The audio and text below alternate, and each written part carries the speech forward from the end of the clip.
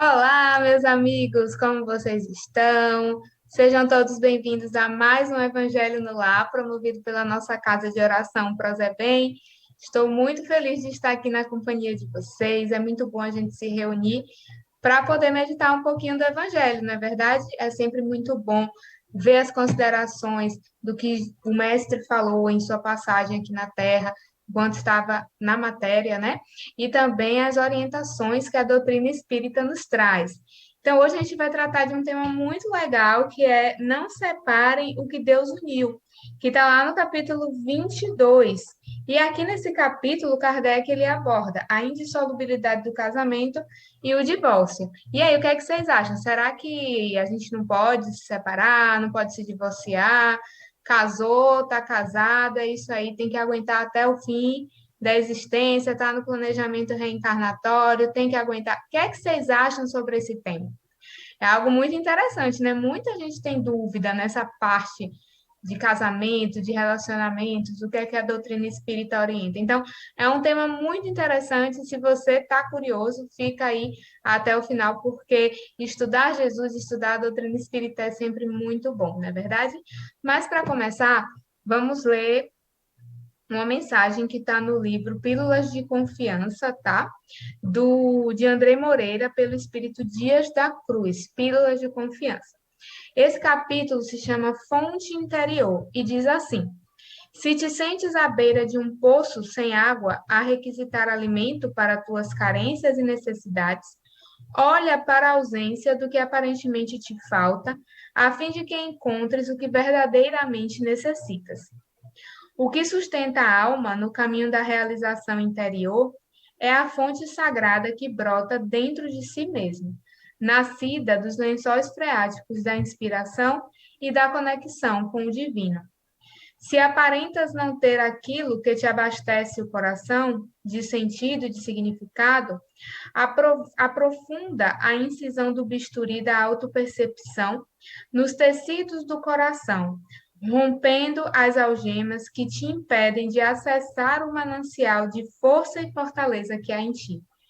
Aquilo que te sustenta nasce de dentro, brota do centro e preenche-te inteiro, fazendo-se fonte em ti. Então, inspirados por essa mensagem maravilhosa, vamos fazer a nossa prece? Vamos elevar os nossos pensamentos ao nosso Deus Pai de amor, ao nosso Mestre amado querido Jesus, a Maria Santíssima, a espiritualidade amiga, enchendo desde já o nosso coração de gratidão. Nós agradecemos, Senhor, a oportunidade de nos reunirmos mais neste momento que o Prosebem nos proporciona, esse momento de reflexão diária do Evangelho. Como é bom, Mestre, termos a oportunidade de nos reunirmos para entendermos um pouco mais das tuas orientações. Que o Senhor possa, neste momento, suprir a nossa tremenda inferioridade moral, para que possamos, Mestre, compreender o teu ensinamento, a luz do Consolador prometido, que é a doutrina espírita. Que o Senhor, Mestre amado, se faça presente em nossa reunião, nessa grande egrégora divina que se faz presente agora. Que o Senhor se faça presente, que o Senhor ilumine as nossas consciências, que o Senhor seja o farol a guiar as nossas vidas, hoje e sempre. Fica conosco, Mestre, nos abençoa, nos guia e nos ilumina, hoje e sempre. Que assim seja. Bom, meus amigos, vamos começar? Esse tema é muito, muito legal, muito bom. Quem está acompanhando pelo Evangelho é o capítulo 22. Não separem o que Deus uniu. E aqui a gente vai. Olha só esse título: Não separem o que Deus uniu. Eita, que aqui a gente vai ter um grande desafio, que é justamente, gente, compreender que união é essa. Que união é essa, né? Que se firma em Deus, porque a união que se firma em Deus é a união indissolúvel. Então, que união é essa? Qual será essa união? O capítulo, ele se inicia com uma passagem do Evangelho de Mateus, capítulo 19, versículos 3 a 9. Vamos dar uma lida nela e tecer algumas considerações, tá bom? Diz assim: os fariseus, para tentar Jesus, perguntaram: é permitido a um homem abandonar sua mulher por qualquer motivo? E Jesus respondeu: não aprenderam que aquele que criou o homem desde o princípio os criou macho e fêmea? E disse mais: por esta razão o homem deixará seu pai e sua mãe, para se juntar à sua mulher, e serão os dois uma só carne. Assim eles já não serão mais dois, e sim uma só carne. Que o homem então não separe o que Deus uniu. Depois os fariseus perguntaram a Jesus por que razão Moisés ordenou que o marido entregasse à esposa uma carta de separação antes de abandoná-la. Naquela época, se dava uma carta de separação antes do homem abandonar, né, se divorciar da mulher.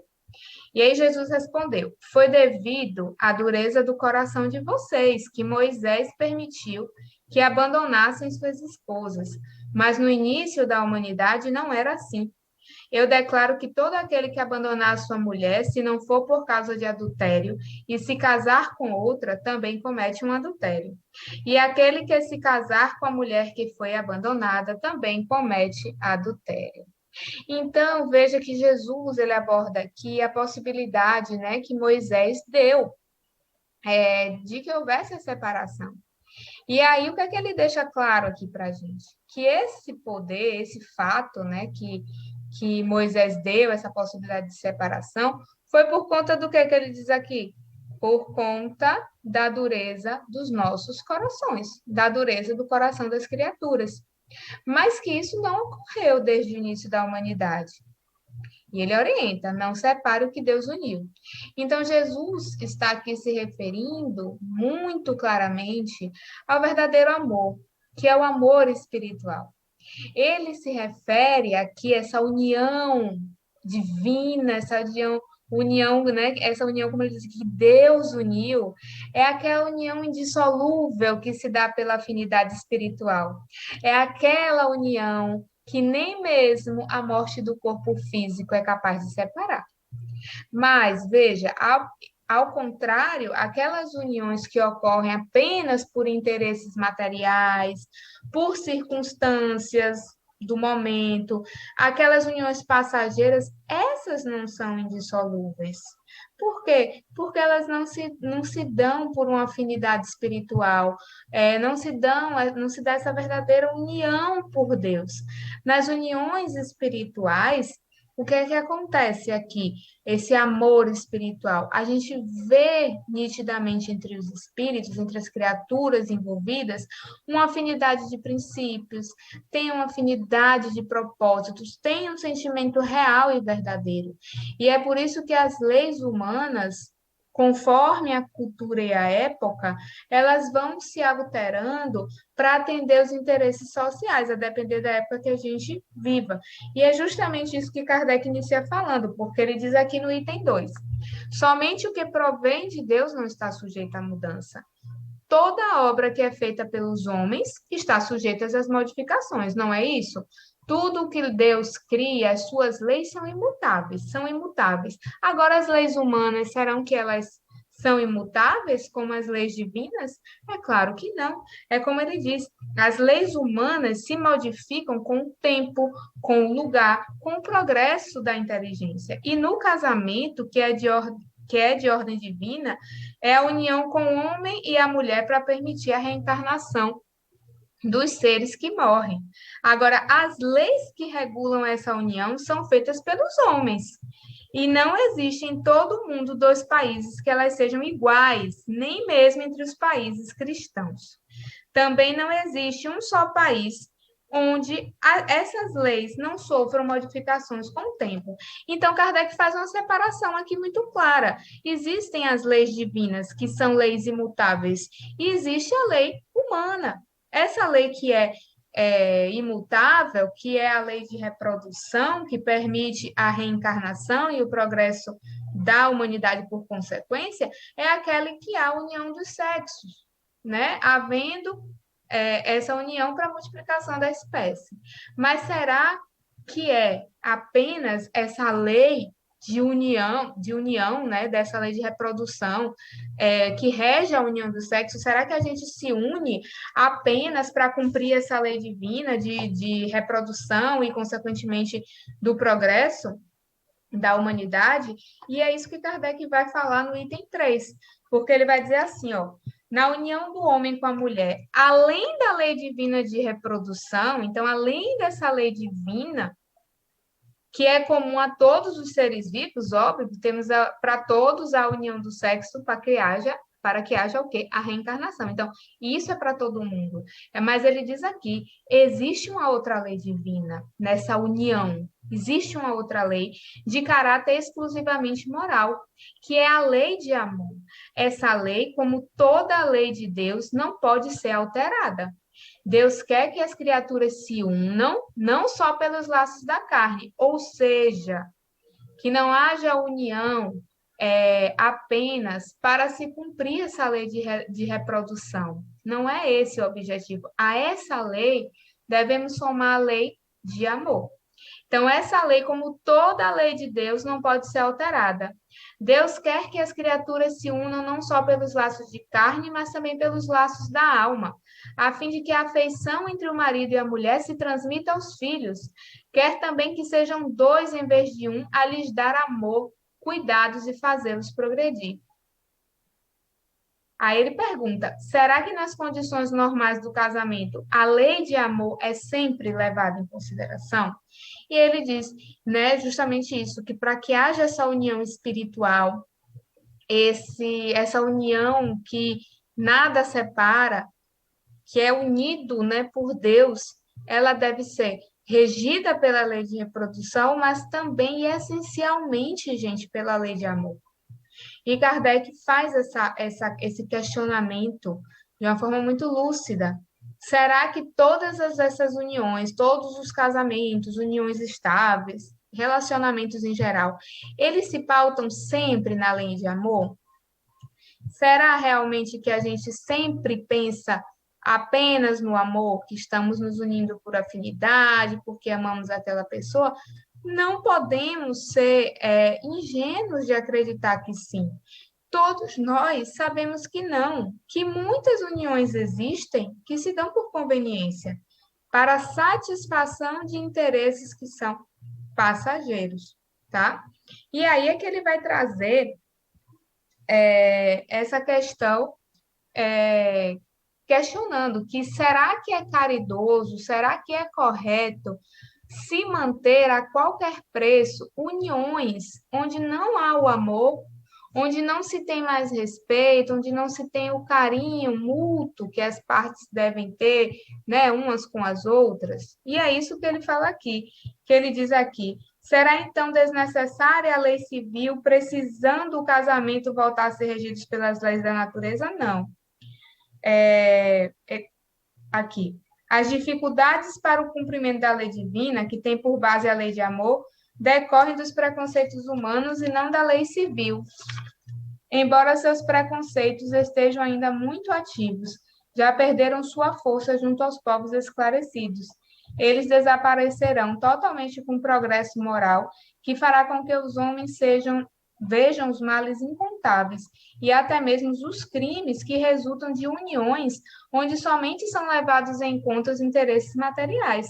A separação dos casais que não podem mais viver juntos é sempre bem-vinda, pois a perspectiva de uma aliança que não pode ser desfeita aumenta o número de uniões ilegais. Kardec vai por um caminho muito interessante aqui, que ele diz: a que preço a gente vai manter uma união que não se pauta no amor? Manter isso aí, não permitir a dissolubilidade do casamento, é você permitir que se aconteçam uniões ilegais, porque as pessoas não vão deixar, elas não deixam de se relacionar com outras pessoas simplesmente porque estão casadas, sabemos disso. Então, assim, você não permitir que o divórcio aconteça nos casos onde não há amor, é você permitir que crimes aconteçam. Quantos crimes a gente não vê por conta dessa questão do relacionamento. Não é verdade? Quantas vezes isso não acontece? E quantas uniões ilegais são aí formadas porque as pessoas acreditam que, não, eu não posso, me casei, já era, tenho que ficar até o fim. Não, gente, não é assim.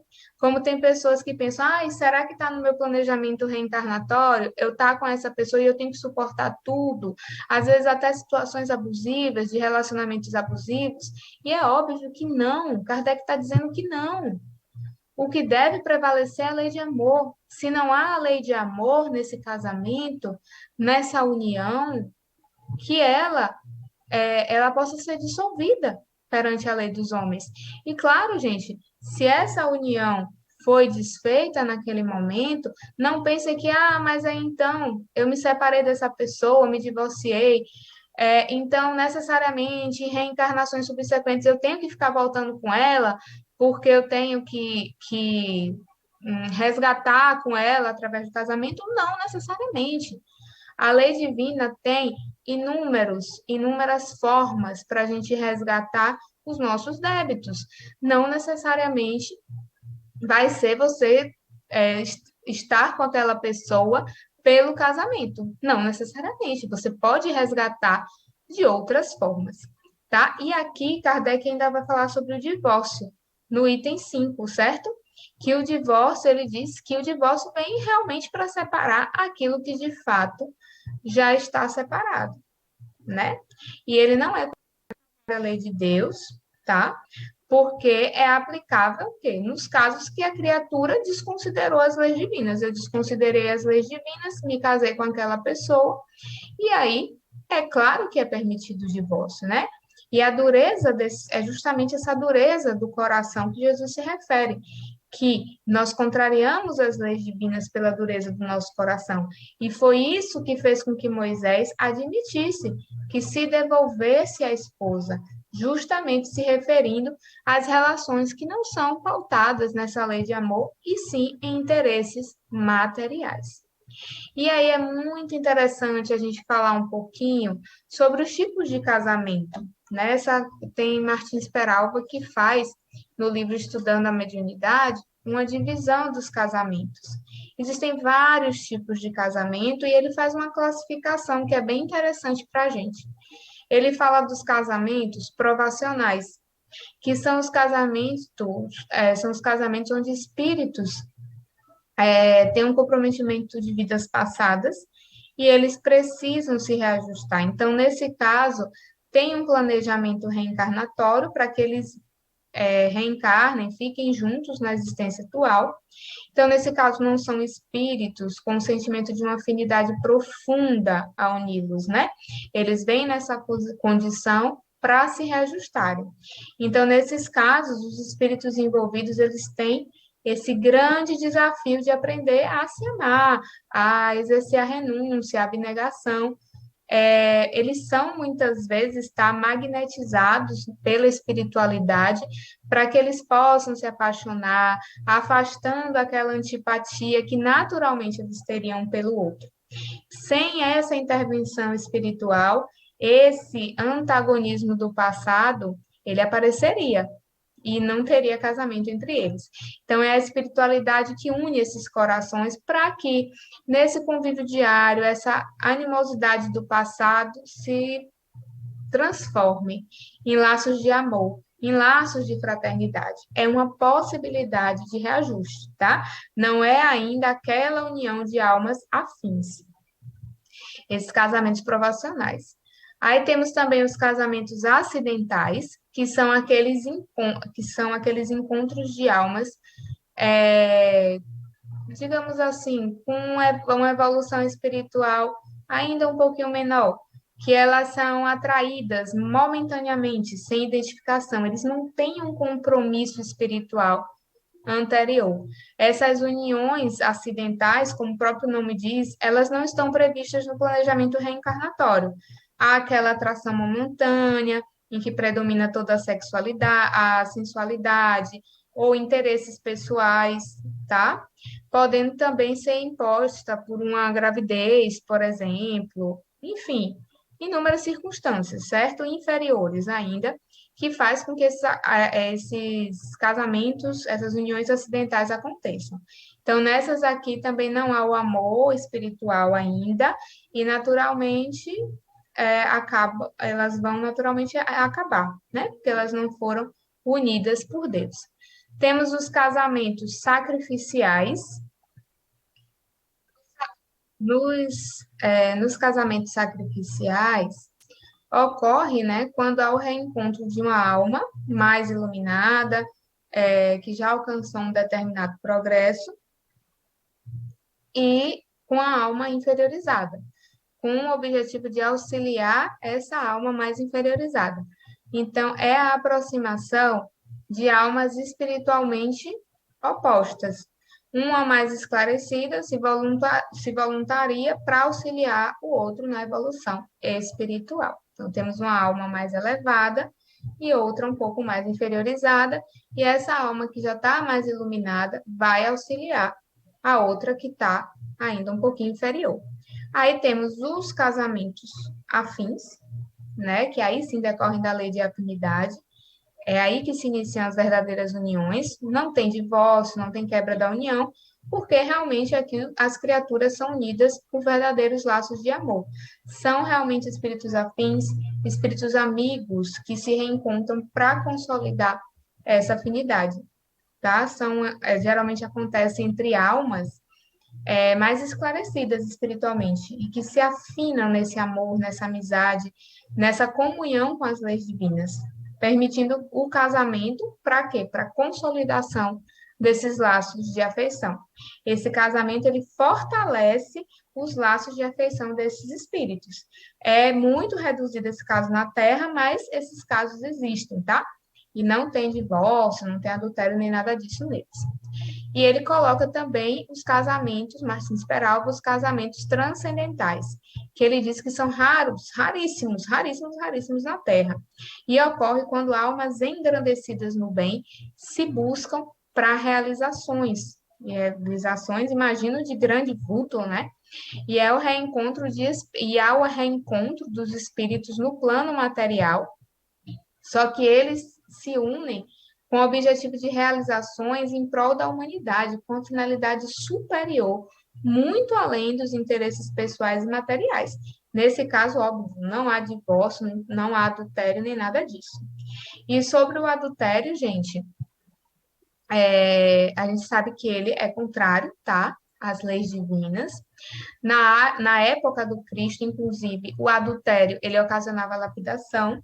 E aí Jesus, para acabar com esse ato que é muito bárbaro, né? Você apedrejar uma pessoa por conta de um adultério, ele criou uma outra penalidade para esse ato, substituindo esse apedrejamento pela impossibilidade de um segundo casamento no caso de adultério.